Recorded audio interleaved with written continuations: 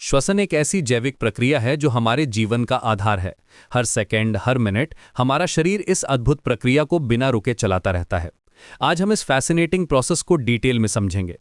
श्वसन का मतलब सिर्फ सांस लेना और छोड़ना नहीं है। ये एक कॉम्प्लेक्स बायोलॉजिकल मैकेनिज्म है जो सेल्यूलर लेवल पर एनर्जी प्रोडक्शन के लिए जरूरी है। जब हम ऑक्सीजन लेते हैं और कार्बन डाइऑक्साइड निकालते हैं तो ये एक्सटर्नल रेस्पिरेशन कहलाता है। लेकिन असली मैजिक तो सेल्स के अंदर होता है, जिसे इंटरनल रेस्पिरेशन या सेल्यूलर रेस्पिरेशन कहते हैं। एक्सटर्नल रेस्पिरेशन की शुरुआत हमारी नाक या मुंह से होती है।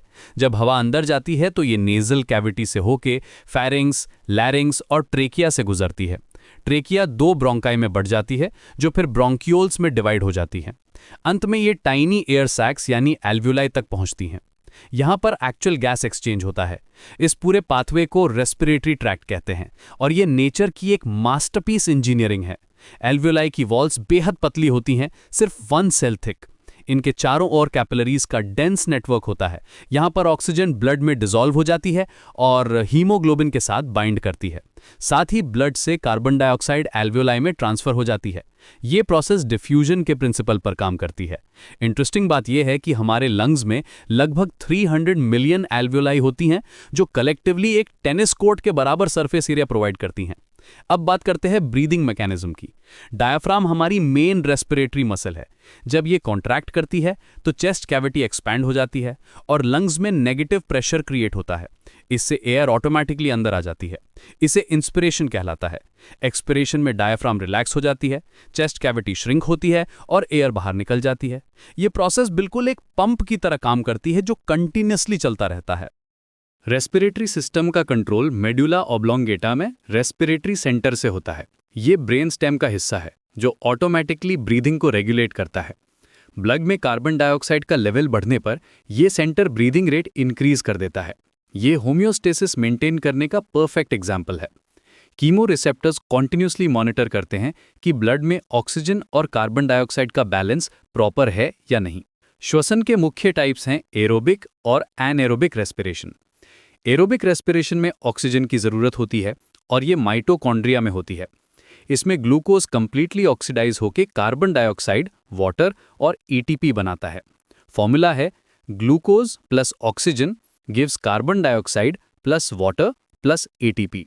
ये प्रोसेस इनक्रेडिबली एफिशिएंट है और एक ग्लूकोज मॉलिक्यूल से लगभग 36 से 38 एटीपी मॉलिक्यूल्स बनती हैं। एनएरोबिक रेस्पिरेशन ऑक्सीजन के बिना होती है। ये मसल सेल्स में इंटेंस एक्सरसाइज के दौरान होती है जब ऑक्सीजन सप्लाई इनसफिशिएंट हो जाती है। इसमें लैक्टिक एसिड बनता है जो मसल फटीग का कारण बनता है।